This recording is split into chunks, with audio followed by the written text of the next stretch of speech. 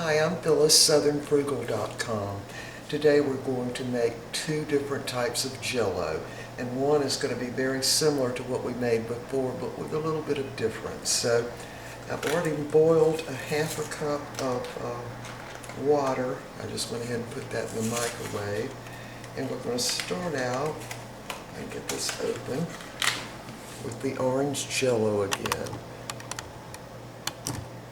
I'm just going to put that in the cup.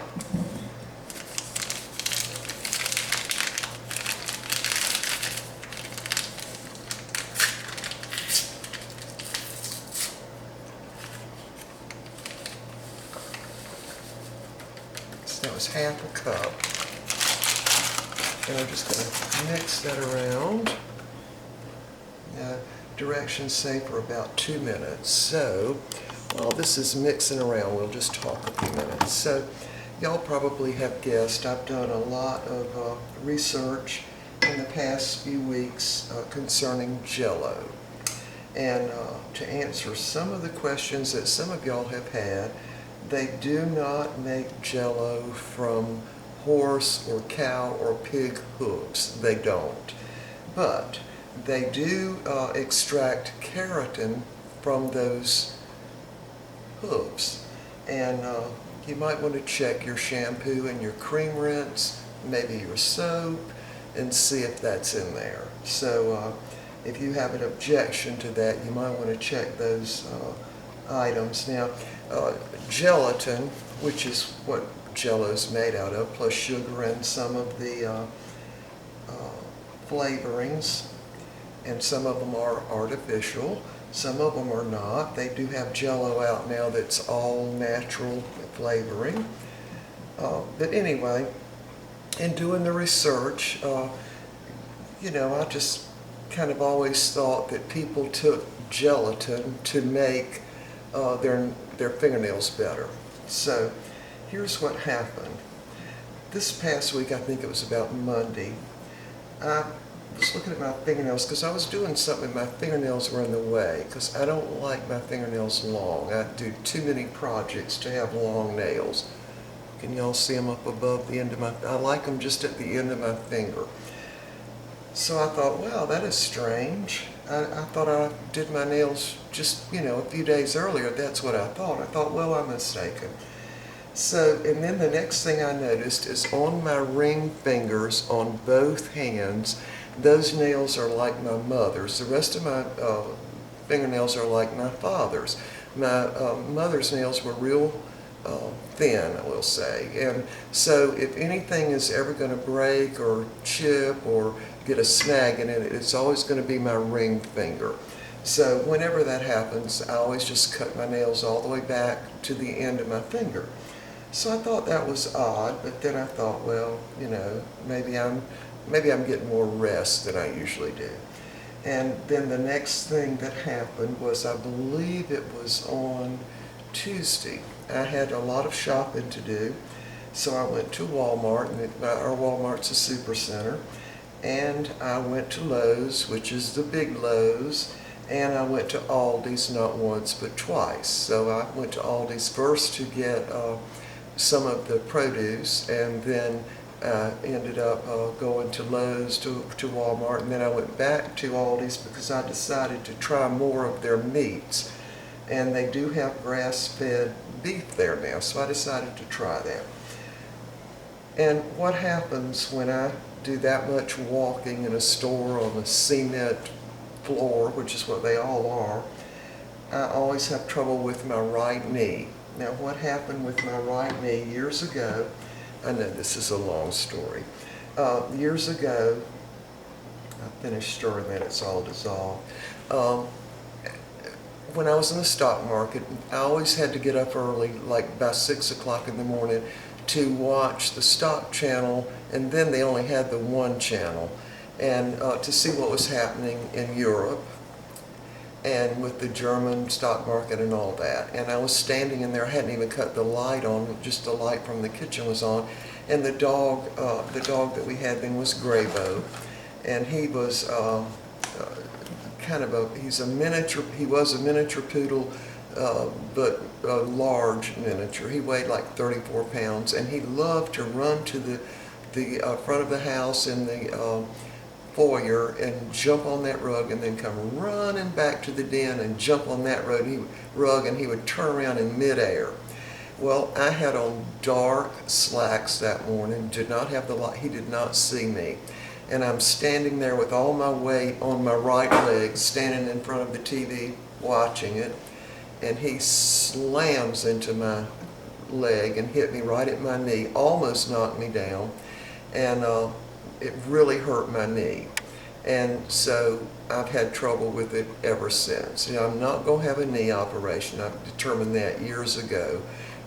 So I just have to put up with it. So if I do too much walking or too much carrying something heavy, my knee will hurt for a couple of days. So I was expecting my knee to hurt because of all the walking I had done. So when I came in, Mr. Bucky said, "Well, is your knee hurt?" And I said, "No." That really shocked me. So I thought, oh well, but it'll start hurting tonight. The night came and went, it didn't start hurting. We ended up actually going shopping again 2 days later for other stuff, and my knee still wasn't hurting. Well, I was just baffled. I could not believe it. I mean, this has been going on for like 12 years. And then I thought, could the Jello have made that much difference? There's just no way, no way. And so I started studying even more, and of course Jello has collagen in it and other kind of things that do help your joints. So I'm going to have to tell you, the fingernail did not break on either hand or split or chip.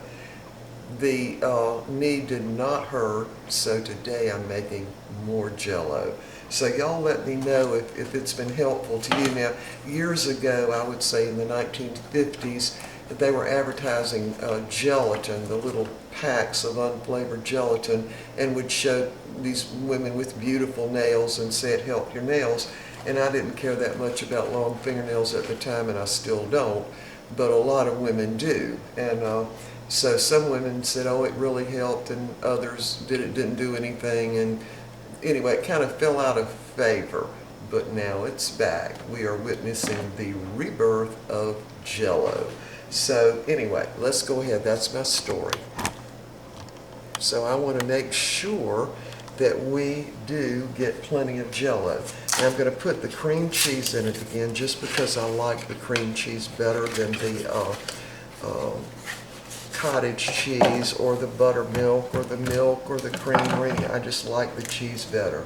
But of course you can put anything you want to in it. So I'm going to go ahead and pour this in my mixer. My blender. And again, I do use this because it comes apart and I can put it right in the dishwasher, unlike the Vitamix. I'm going to go ahead and take this out too. And y'all let me know what you think on what I've told you. I mean, I couldn't believe my knee did not bother me. It's yet to bother me, by the way. And I just really couldn't believe it. I was just shocked.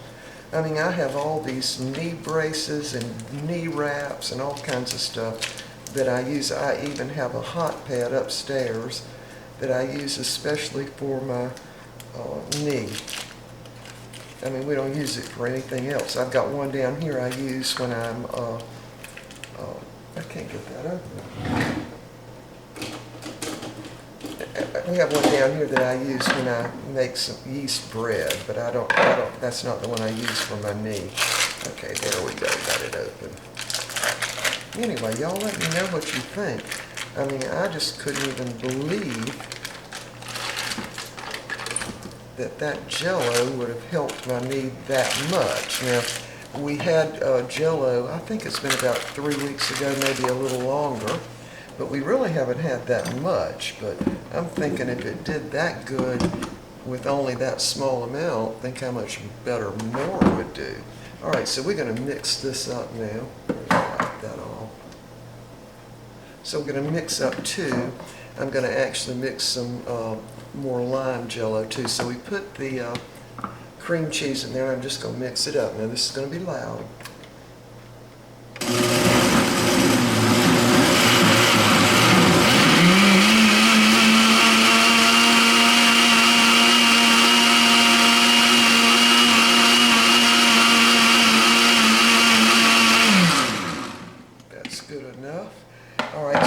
actually used half a cup of water. So now I'm going to add a full cup of water, but I'm going to put ice in it, and just the whole volume of water, so it'll be 1.5 cups. All right, y'all, we'll be back in just a second. Let me get the water and ice. All right, so we've got 1 cup of water. So what I do is just fill the cup up with ice and then fill the water up to the 1 cup mark. That way, hopefully this Jello will set up quicker. So I'm just going to put that in. Now I'm going to cut this off now because this is going to make a lot of noise with the ice in it. So we'll be right back. All right, in doing the research, I ran across a picture of some orange Jello with the Mandarin oranges, and it looked like they had cookies in there. And also a viewer wrote in and talked about adding chocolate chip cookies to the Jello. So I thought I'm going to add my favorite kind of cookie. Now this is the Aldi brand, and I can tell you they're actually better than the main brand that makes the pecan sandies. I'm not sure why, but they're just better. So what we're going to do is, I don't know how many we're going to take, maybe just break them up into maybe quarters, like that.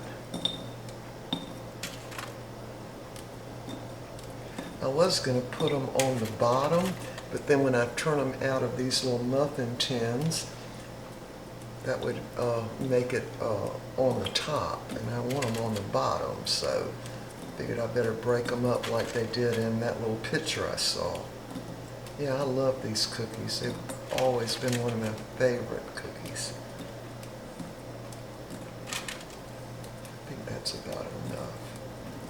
Not sure. So what I'm going to do is go ahead and put these in the tins. These hold half a cup, I think, or maybe a little more, a little less. I'm not sure. I'm going to go ahead and put my oranges in with the cookies. I'm just using 1 can of the 15-ounce Mandarin oranges, and I'm just going to actually put them in the little tins along with the cookies. Like that. I mean, I can't imagine that this would be anything but just good. I mean, really.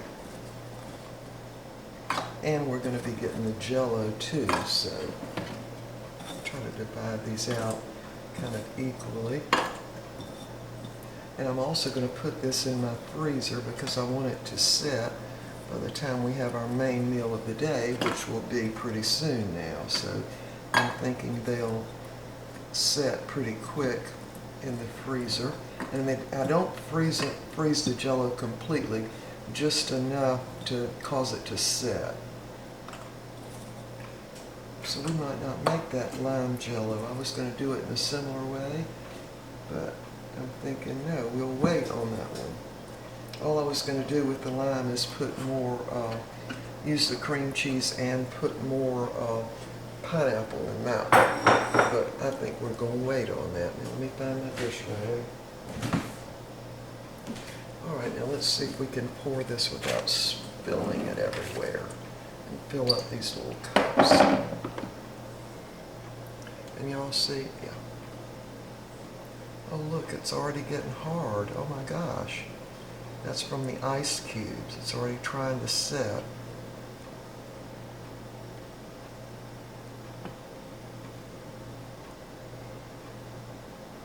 Oops.